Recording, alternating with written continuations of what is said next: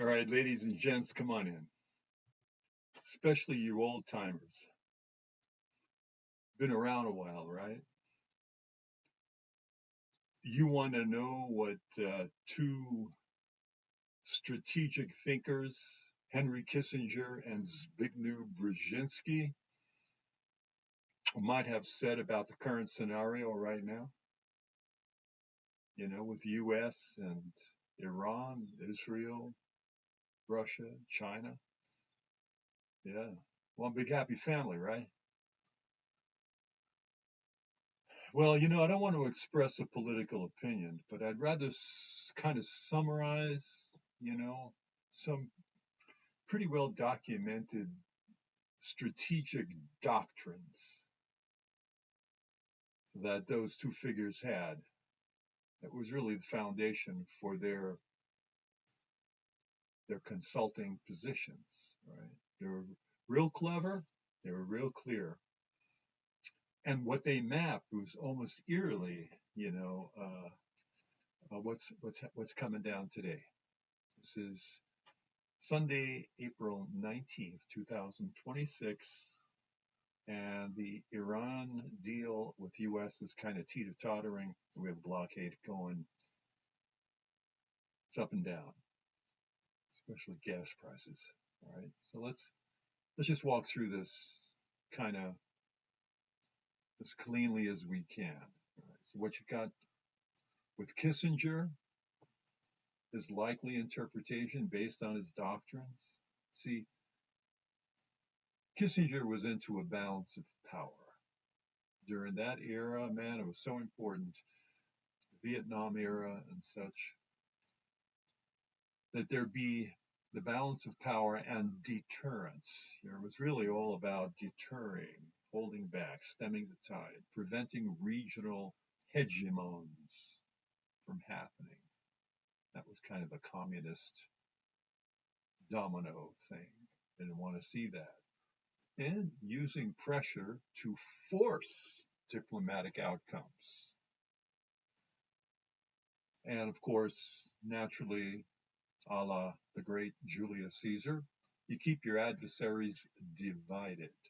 Gallias divisa, interest partem. That was his basic world view. All right, simple.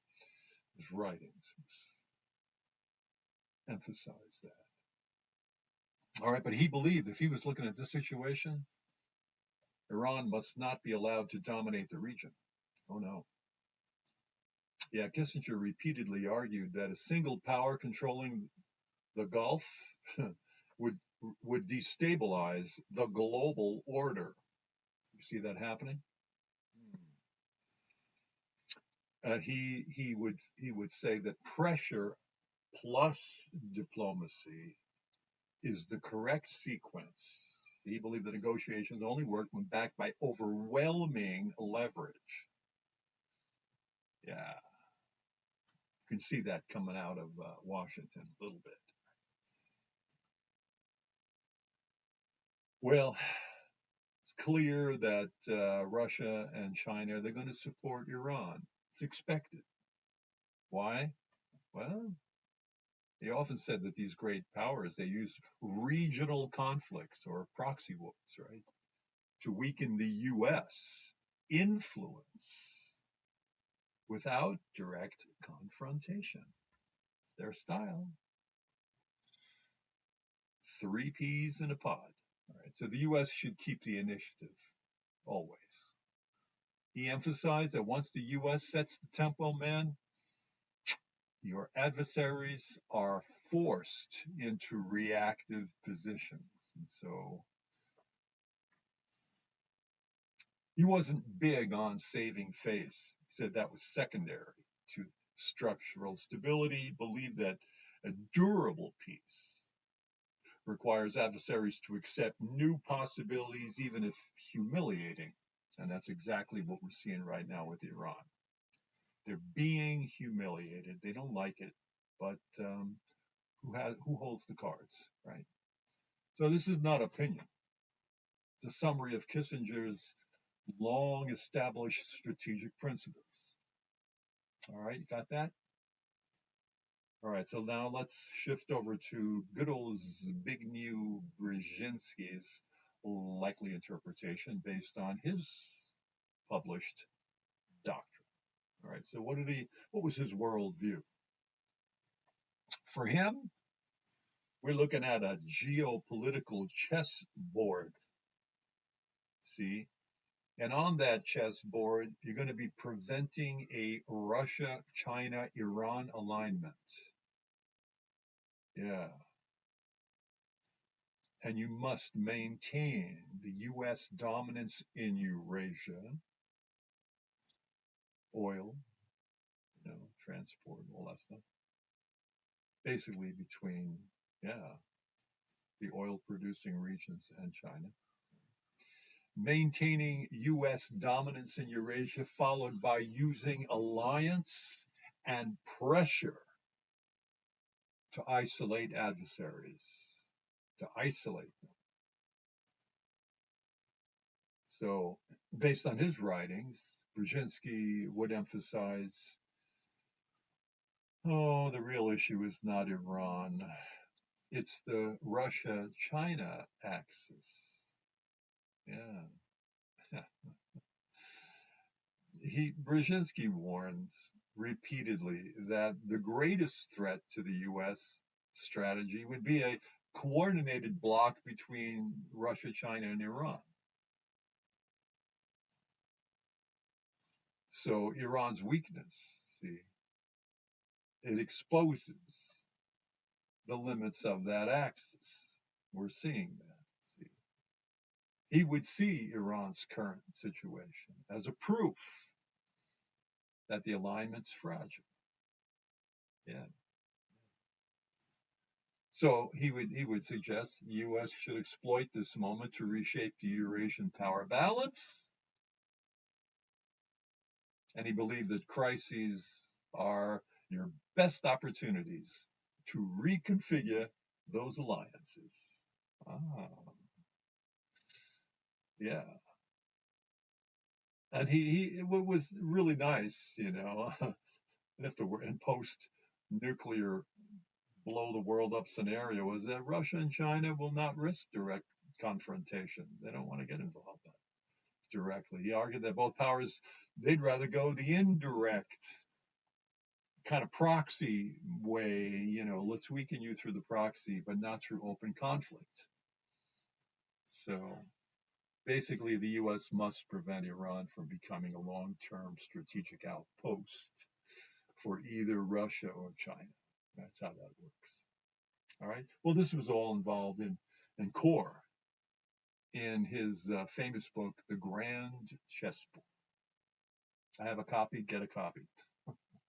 Kind of set that grand chessboard like it set the pace during Carter's time, like for where we are today. So yeah, this is not my opinion. This is a synthesis of Brzezinski's published strategic framework. So now, where does Kissinger and Brzezinski, where do they overlap? Right? What would they agree on? Well, they would agree that Iran cannot be allowed to control the Strait or nuclear capability. Can't have it. Can't do it. Both saw that as destabilizing, and that Russia and China's support, strategic, but it's not ideological. Strategic. And they both emphasize that the great powers use regional conflicts to weaken the rivals. To weaken the revivals, right? Okay. The U.S. must maintain overwhelming leverage. Another important item you've got to remember. If the U.S. doesn't maintain overwhelming leverage, well, we're the odd man out.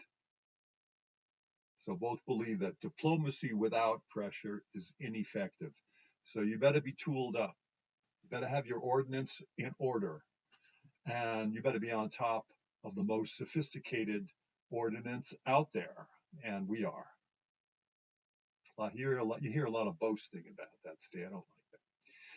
So also an important point is that post-Iran, after all this stuff blows over, must be reintegrated very carefully.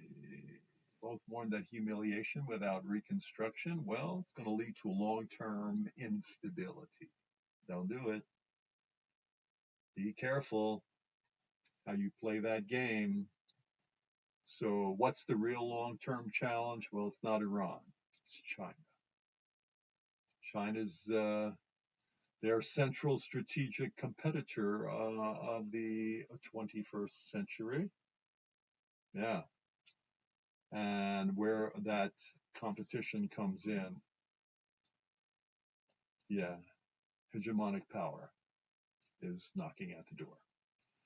So where would they differ? Well, the question about differing would be focusing, of course, from Kissinger's point of view, on regional balance, all right, Gulf stability, deterrence, and preventing escalation. Like he was all about that since he was in the nuclear age. It was a big item with him. Brzezinski, well, he'd focus on the global alignment. He'd want to prevent Russia and China from using Iran as a strategic foothold. Real simple. This is not complicated. This is not rocket science. Anybody can understand this. And the bottom line is that if we translate the frameworks into like plain language, what would Kissinger say? He'd say this is about leverage, deterrence, and forcing stable outcome. And Brzezinski, on the other side of that coffee table, he'd be saying this is about preventing Russia and China and Iran from blocking up together and reshaping Eurasia. So both would see the current moment as a strategic event. It would be strategically decisive right now, and not because of Iran alone, but because of what Iran represents in the larger political architecture. All right. That's what I think those two boys would have said. So with that, you got comments? Shoot them out to me. Don't stay way too long. If you like my stuff, send me a comments. I want to hear what you got to say. All right. As always, remain in peace.